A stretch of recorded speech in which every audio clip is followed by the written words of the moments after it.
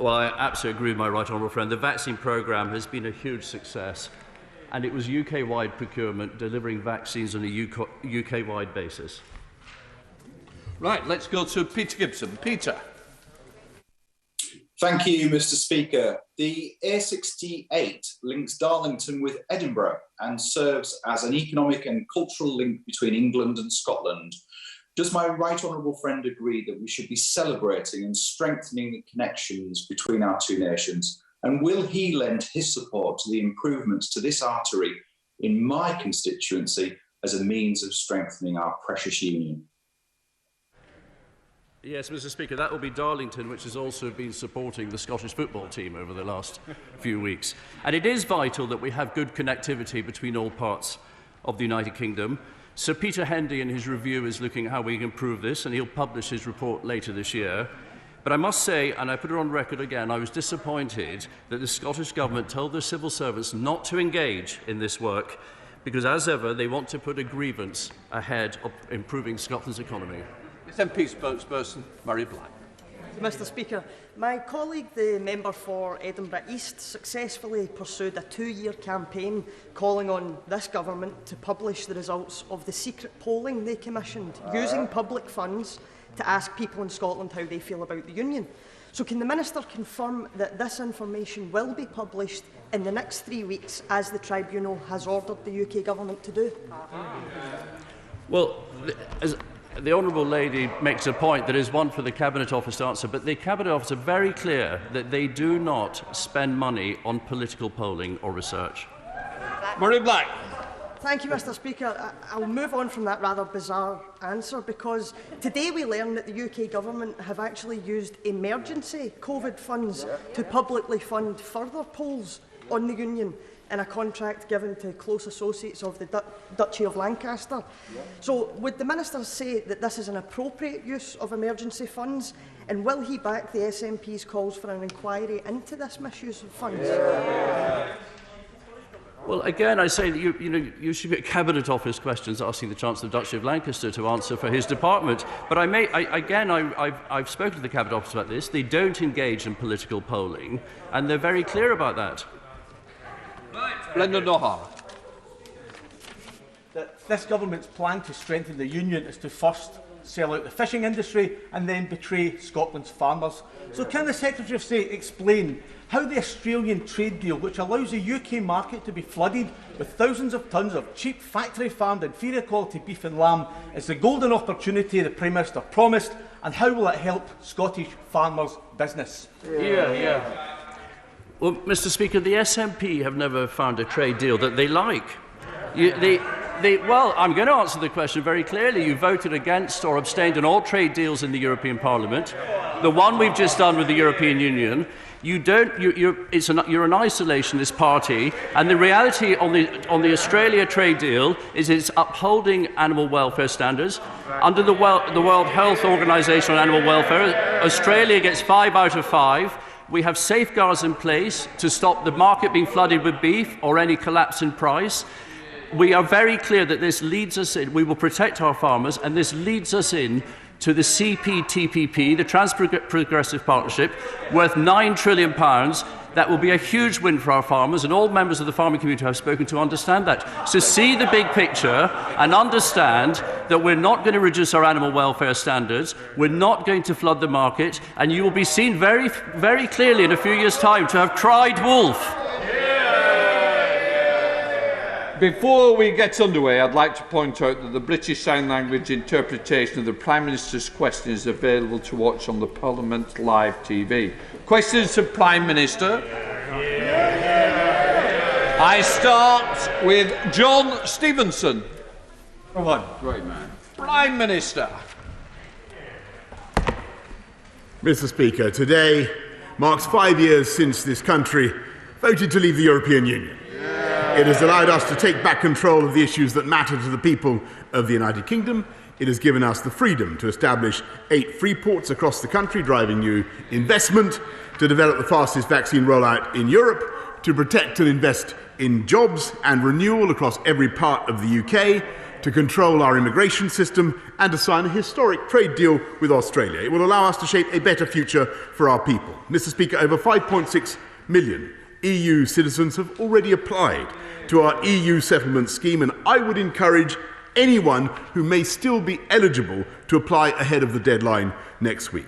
Mr. Speaker, this week is Armed Forces Week, and I'm sure colleagues from across the House will wish to join me in thanking our fantastic armed forces and their families for their service to our country. Mr. Speaker, this morning I had meetings with ministerial colleagues and others in addition to my duties in this House. I shall have further such meetings later today. Stevens. Mr. Speaker, Prime Minister, we are to host COP26. Our goal is net zero by 2050. To achieve that target will require innovative policies, and a free market approach would help. Therefore, if we were to make solar panels compulsory for all new residential builds, we immediately create a large market.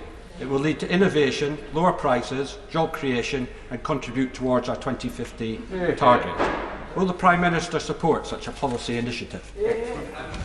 Mr. Speaker, my honourable friend makes a very interesting suggestion, which I will certainly look into, though I should caution that some homes don't have enough space on their roof, or indeed have their roofs angled in the right way to make solar panels viable. But what we are already doing is tightening our standards to ensure that new homes produce at least 75% lower CO2 emissions compared to current standards, on our way to net zero by 2050.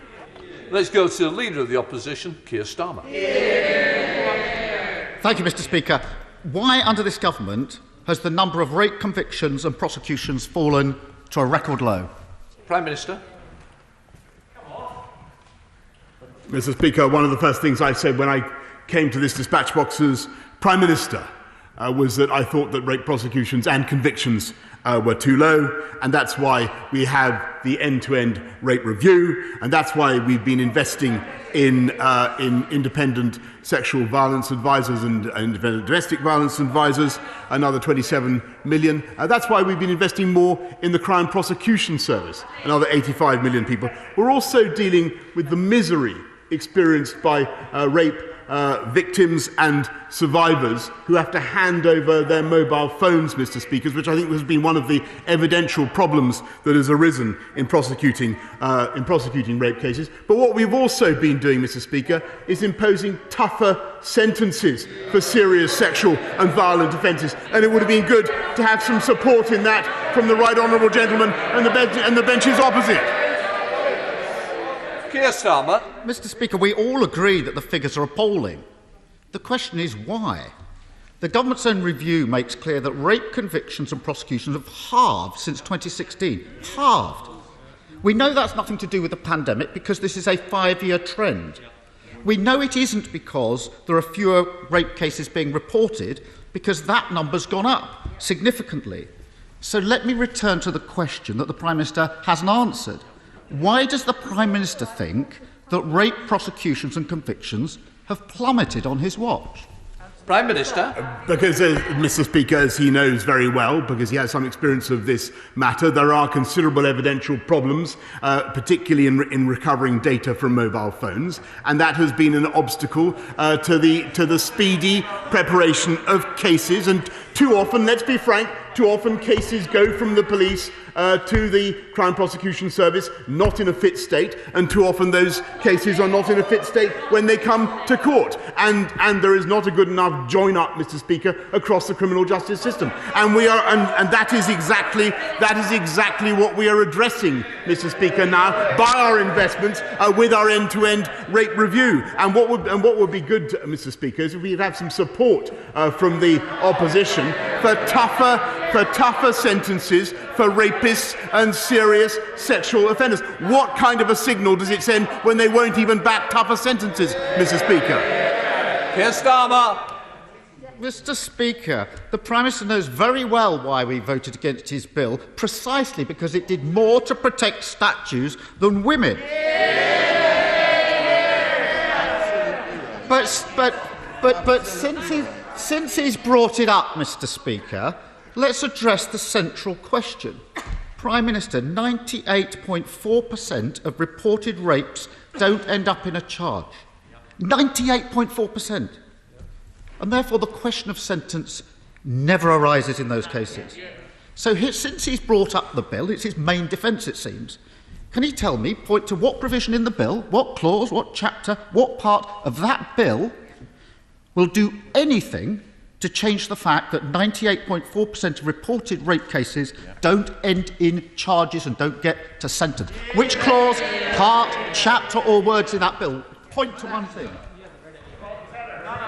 Mr. Speaker, well, let me point to section 106 and 107 of that bill, which Labour voted down, Mr. Speaker, which would have stopped the early release of rapists at their halfway point in their sense. What kind of a signal, what kind of a message does that send, Mr. Speaker, to people who commit the crimes of rape? It is very, very important that the message should go out from this House of Commons that we will not tolerate serious sexual violence. And I'm afraid that the right honourable gentleman has not been supporting that message. What we are doing now is bringing forward measures by investing in independent domestic violence, independent sexual violence advisors to ensure that victims and survivors of the crime of rape have people in whom they can confide and trust throughout that miserable period when they're in the criminal justice system. And another thing we're doing, Mr. Speaker, is recruiting record numbers of police officers. And I'm proud to say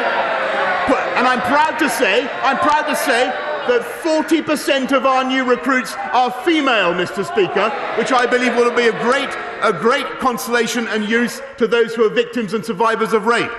Starmer. What an appalling answer.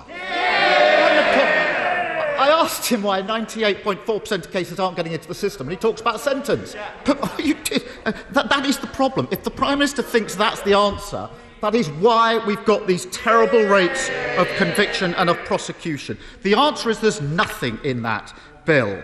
The truth is, victims of rape are being failed. Now, Mr. Speaker, they're not just my words, they're in the government's own report. Victims of rape are being failed.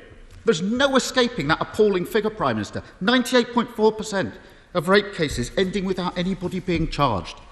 And those that do get in the system take years to go through. Does the Prime Minister accept that cuts to the criminal justice system have contributed to that appalling situation? Prime Minister. No, Mr. Speaker, because we've increased the numbers of people in the CPS by at least 200, Mr. Speaker, specifically dedicated to helping to prosecute the crime of rape and sexual violence. And, Mr. Speaker, we are absolutely determined to stamp it out. This is a problem that has been going worse because of the evidential difficulties caused by the data recovery process and the lack of unity, the lack of joined-up thinking between all parts of the criminal justice system. That is something that this government is now addressing by more investment, by putting more police out on the street, and also by having tougher sentences. And finally, it would be good to hear him support it. Keir Starmer. Mr. Speaker, I spent 5 years as Director of Public Prosecution prosecuting thousands of rape cases. I don't need lectures, but I do know the impact of cuts on our criminal justice service.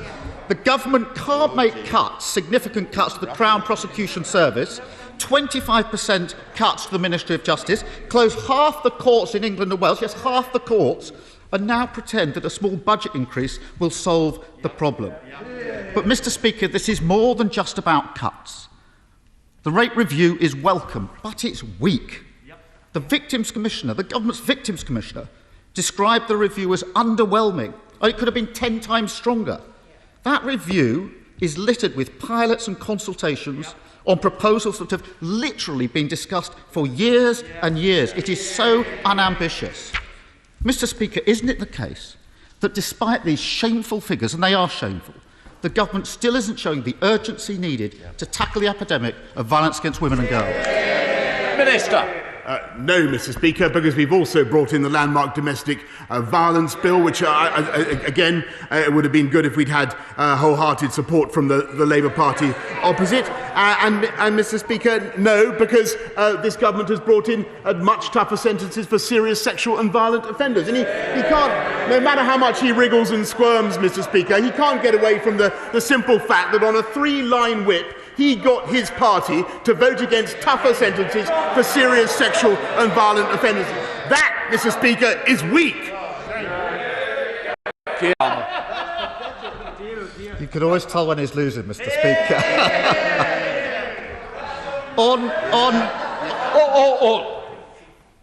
I want both sides. It's a very, very emotive and important issue. I need to hear the question and the answers. And I certainly don't expect shouting from the back benches. Keir Starmer. Mr. Speaker, on the Prime Minister's watch, rape prosecutions and convictions are at a record low. Court backlogs are at a record high. Victims are waiting longer for justice, and criminals are getting away with it. This wasn't inevitable.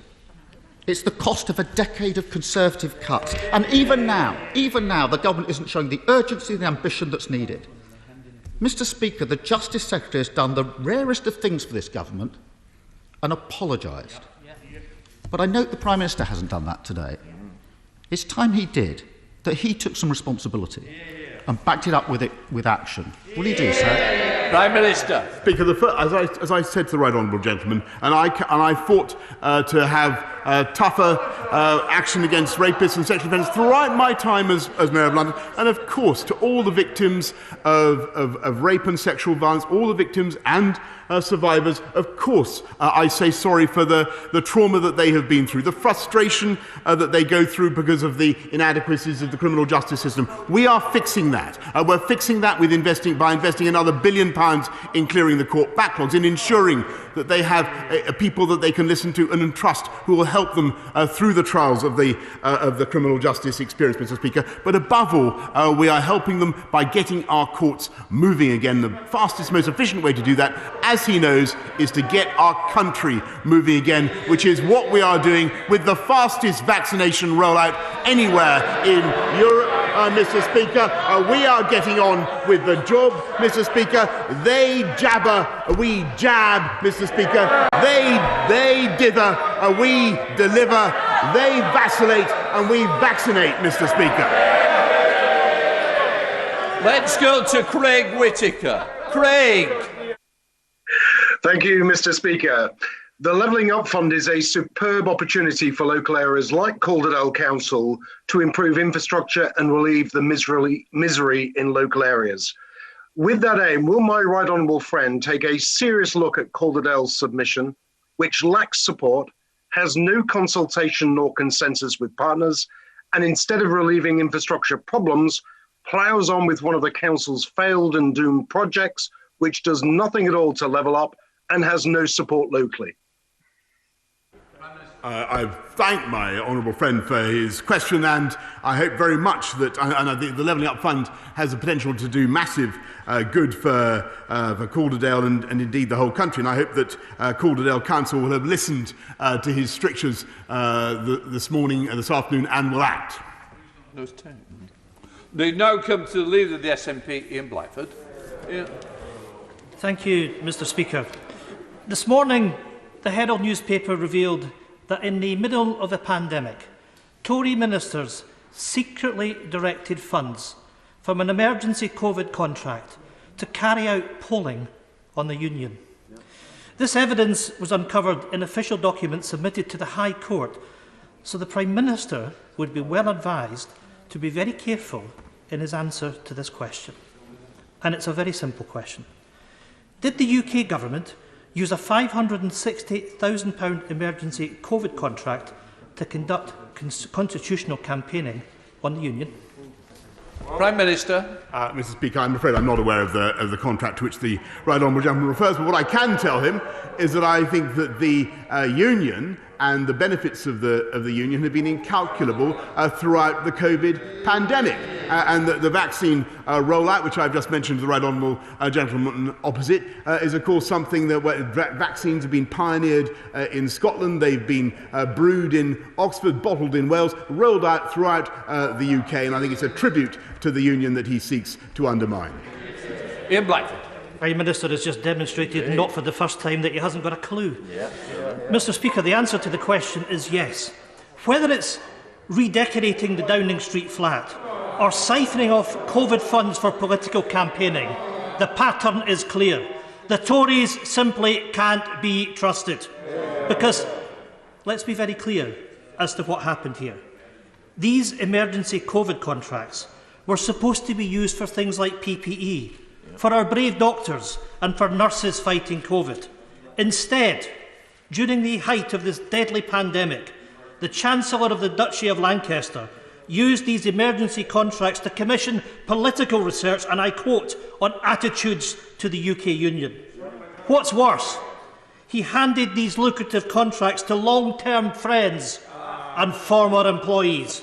In essence, this was a UK government contract that sanctioned corrupt campaigning, Prime Minister. If the Prime Minister has even a shred of credibility, will he now commit to a full public inquiry on this gross misuse of public funds? General. Prime Minister. Mr. Speaker, I can't think of a better use of public funds than making sure that the whole of the UK fights the COVID pandemic together. And that's what we do. And thanks to the UK Treasury, we were able to spend £407 billion supporting jobs and families in Scotland, Mr. Speaker. We were able to use the British Army to send vaccines throughout the whole of the UK, Mr. Speaker.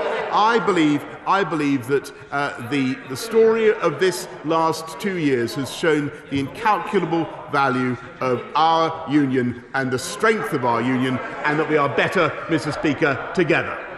Mark Palsey. Thank you, Mr. Speaker. Mr. Speaker, the Prime Minister's groundbreaking 10-point plan for a green industrial revolution has ambitious targets for a switch to zero-emission electric vehicles, and the UK's automotive manufacturers are ready to deliver, with vehicle manufacture taking place close to where batteries are made because of the high proportion of an electric vehicle's cost and weight made up by the battery.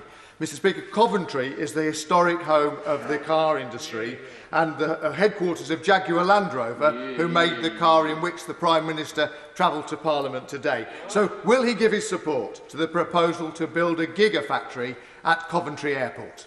Well, I have fond memories of visiting my own friend's constituency and using an electric taxi, which they thought was impossible 15 years ago, Mr. Speaker, but we got it done, and we'll make sure that his constituencies across the country are in the lead in building new electric vehicles for this country and for the world. Ed Davey. Mr. Speaker, in Chesham and Amersham, several people told me how they struggle week in, week out to care for a family loved one while trying to hold down a job. They told me they felt the Prime Minister wasn't interested in them, that he wasn't listening to them, that he didn't care about them. And Mr. Speaker, such inspiring working family carers aren't unique to Chesham and Amersham. There are thousands in every constituency, no doubt in every seat across the so-called Conservative heartlands. An estimated 7 million people were juggling unpaid care and jobs last year, Mr. Speaker. So what is the Prime Minister going to do to make these people's lives a little bit easier? When is he going to stop taking working family carers for granted? Mr. Speaker, I salute working family carers and people who look after loved ones as they have done throughout the pandemic. And what we have tried to do, as I just said in my answer to the right honourable gentleman, to look after families for the last 18 months to the best of this country's ability, supporting them with furlough, with all sorts of schemes, and in addition putting unprecedented sums into social care. But there is nothing any government could do, no words that I could express that would be enough to requite the care and love that is given by family carers to those they look after. Steve Double. Mr. Speaker. Mr. Speaker, we're currently experiencing a housing crisis in Cornwall where local people are being priced out of the market, whether to buy or rent, by prices being inflated due to the huge demand of people wanting to move to Cornwall to live or buy a holiday home. This is a long-standing problem, but in recent months it has become the worst it has ever been. As the government bring forward their reforms of the planning system, can my right honourable friend assure me and the people in Cornwall that this will not be about building lots of homes for wealthy people to buy, but will ensure that the people of Cornwall are able to access the homes that they need? My honourable friend raises a point that has been raised repeatedly with me in Cornwall, and we are absolutely determined to address the issue in question and to work with Linda Taylor, the leader of Cornwall Council, the newly Conservative Cornwall Council, to ensure that we build local homes for local people so that young people growing up in Cornwall have the chance of owning their own home. Let's go to Julie Elliott. Julie. Thank you, Mr. Speaker. Whilst football clubs, charities, mums and dads in Sunderland and across our country were searching for that old laptop in the cupboard to give a child the data and device needed to learn during the pandemic and lockdown, the largest company in the world was throwing brand new tech into landfill. Amazon don't pay their fair share of tax, they treat their staff badly, and now they deny internet access to our poorest children. Will the Prime Minister join me today in unequivocally condemning this appalling practice by Amazon? I was shocked and amazed to hear that computers were literally being sent to landfill in the way that the Honourable Lady describes, and I think the whole House would agree that the practice is bizarre and unacceptable. One thing that we are doing, and I'm sure Amazon will wish to rectify it as fast as possible, but one thing we are doing to get to her second point, Mr. Speaker, is we're ensuring that tech giants and other companies pay their fair share of tax on their sales within this country, thanks to the agreement that my right honourable friend the Chancellor struck at the G7. Rob Butler. Thank you, Mr. Speaker. With new houses comes the need for new infrastructure, and in Aylesbury we particularly need better transport links to cope with our growing population. Will my right honourable friend therefore ensure that the Aylesbury Spur of East-West Rail is approved? There's a better business case than there is for HS2, and the Spur has the great advantage of being the railway we do want rather than the one that we don't. Yes, Mr. Speaker, I can confirm to my honourable friend that the Department of Transport's review is looking at the design and construction of the Aylesbury Spur, but I have to caution that the cost of constructing that spur is currently very high, and we need to look at the numbers to ensure that they come down, and I hope he may be helpful in that matter. Let's go to John Littleson. John. Thank you, Mr. Speaker. Every day the Prime Minister strengthens the case for Scottish independence. His recent trade deal sees food producers in Oakland, South Perthshire subjected to unfair competition from low-welfare Australian producers, a country where animals can be transported to slaughter for 2 days in the baking heat without water. So farmers join seafood producers, musicians, and a host of other sectors who realise his Brexit assurances were substance-free hot air. But can I ask him, when he's planning his next COVID-safe visit to Scotland, please come soon. Every visit is a tonic for us and toxic for his Scottish Tory apologists.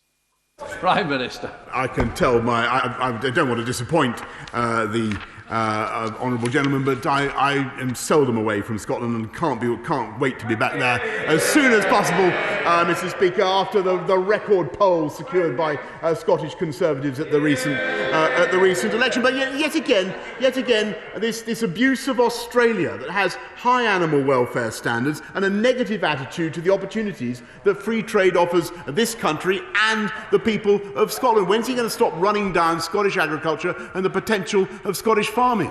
The Wheeler. Thank you very much, Mr. Speaker. Would my right honourable friend, the Prime Minister, join with me in thanking Derbyshire Police for their excellent work in rounding up and arresting and charging people involved in the recent incidents of stabbing, where one young man was murdered and others badly hurt. This murder in Swadlincote, a very rare event, has caused concern amongst residents, but the very swift action taken by our Derbyshire Police has taken the perpetrators off the street. Clearly more police in South Derbyshire would be very much welcomed by our residents. My honourable friend is entirely right to raise the appalling murder in Swadlincote, and we're making sure, by the way, with our police and crime bill, that such crimes are dealt with in a more expeditious way with greater powers for the police. But we're also recruiting, as I say, 20,000 more police, including an additional 85, she'll be pleased to know, in Derbyshire. Right, let's go to Dr. Philippa Whitford. Philippa. Thank you very much, Mr. Speaker. During the Brexit referendum, the Prime Minister promised there would be no change in the rights of EU citizens in the UK. Yet in a week's time, those without settled status will lose the right to work, rent a flat or access free healthcare. This government has demanded repeated grace periods during the Brexit process. So will he now finally agree to extend the deadline for EU citizens? Minister.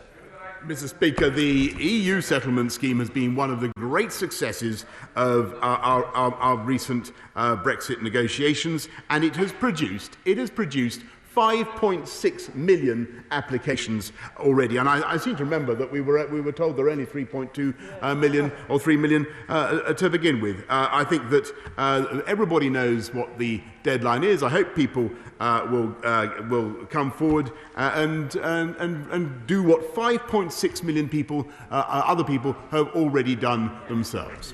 Sir James Davies. Thank you very much, Mr. Speaker. Large sections of the Wine near St Asaph in my constituency currently have very poor broadband connections. Topped up gigabit vouchers via community fibre partnerships have the potential to raise much of the £200,000 needed to address the situation, but there's a 24% shortfall. What can my right honourable friend do to assist my constituents stuck in this position? Prime Minister. I thank my honourable friend, and I can tell him that BT Openreach has recently extended its offer of commercial coverage for gigabit broadband to services in his area, in the community that he mentions, and that is partly, Mr. Speaker, because of the super deduction in taxation in investment that we were able to. My right honourable friend the Chancellor recently announced at the budget. Tops. Mr. Speaker, the Electoral Commission performs an important independent role in the regulation of UK elections. Whether investigating dark money or simply attempts to undermine our democracy, the role is critical in ensuring public confidence in our democratic processes. Now, with his government seeking to neuter the Electoral Commission, what exactly is the Prime Minister planning that requires an attempt for his government to be able to direct the independent regulator? For the sake of brevity, Mr. Speaker, I think I can say absolutely nothing. Andrew Mitchell. Thank you, Mr. Speaker. Has my right honourable friend had a chance to review the recent announcement from the Foreign Office that Britain is to cut its support for tackling neglected tropical diseases by a staggering 95%?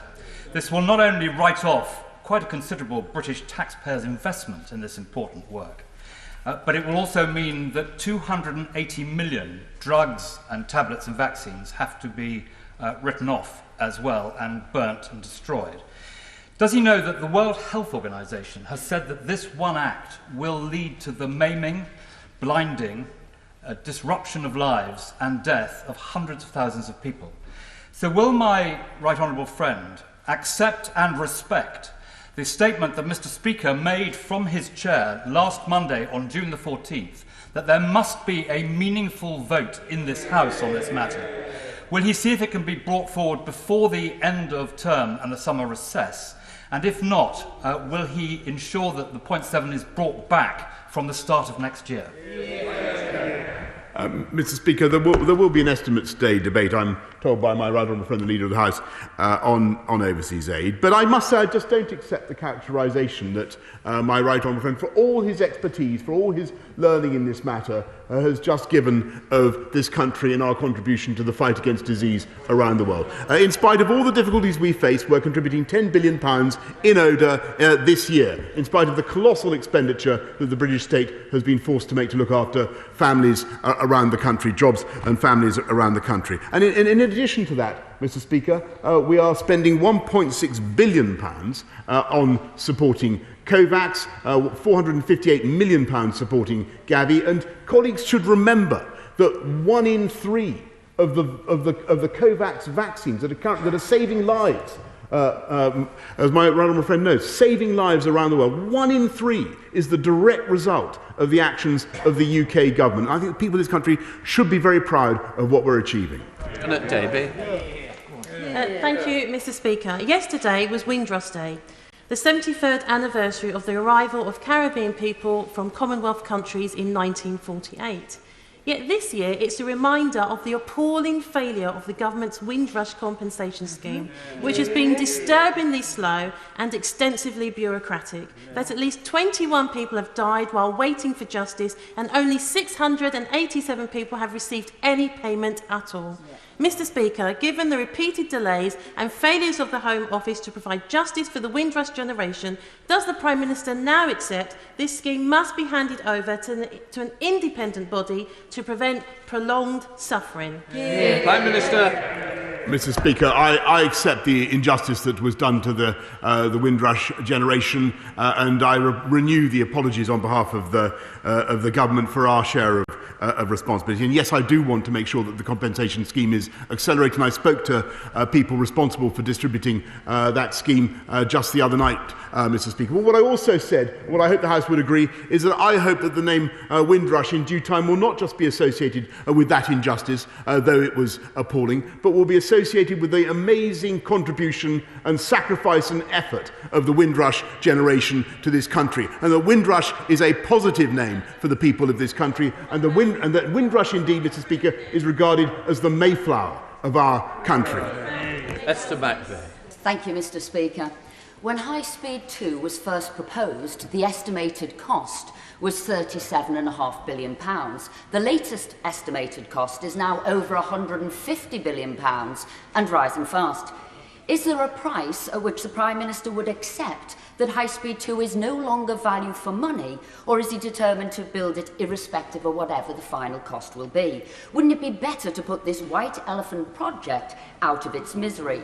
Get rid of High Speed 2 and instead deliver high-speed broadband, reliable 1 gigabit capability at a fraction of the cost to every household, which would be much more useful for everyone in all our communities.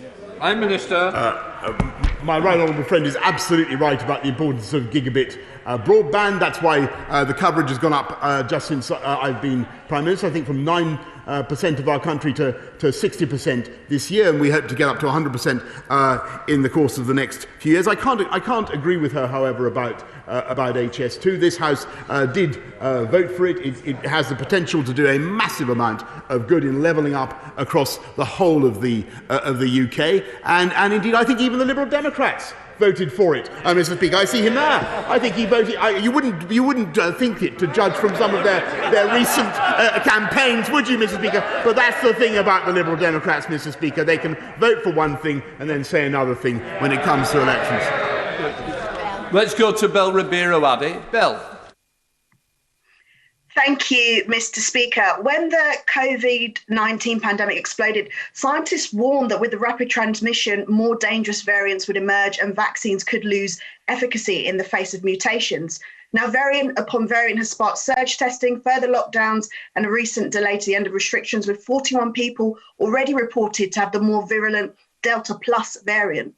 The Prime Minister hailed his vaccine donation as putting people squarely above profit, but this is lousy in the face of the fact that intellectual property is driving global supply shortages. So does the Prime Minister understand why it's no use for the G7 to promise 1 billion doses at some point in the future when people are dying now and the success of our vaccination programme is under threat from emerging variants now? And will he reconsider his negligible vaccine donation policy and join over 100 countries in supporting the vaccine intellectual property waiver?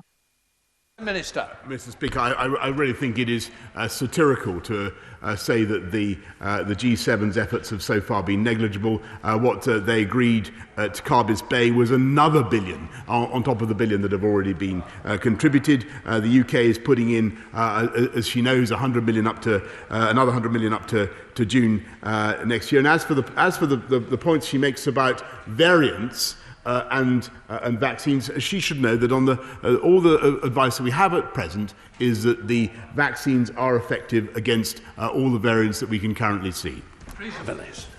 Mr. Speaker, can the Prime Minister promise that the forthcoming planning bill will not restrict the right of residents to have their say over what is built in their neighbourhood. Yes, indeed, Mr. Speaker. And what we want to ensure, yes, because we won't have it, I won't have this misrepresented by the Liberal Democrats in the way that they do, and everybody will know. I won't have it misrepresented by anybody, Mr. Speaker. Because what we want to do is to ensure that we give the young people in this country the chance of home ownership, which the party opposite would ruthlessly deny them. And what we want to do, Mr. Speaker, by our levelling up agenda, is help young people across the country and make sure, by the way, that we relieve pressure on the overheating South East and ensure that we build back better across the whole of the UK. And that is the objective of our planning bill. I am now suspending the House for 3 minutes to enable necessary arrangements to be made for the next business. No.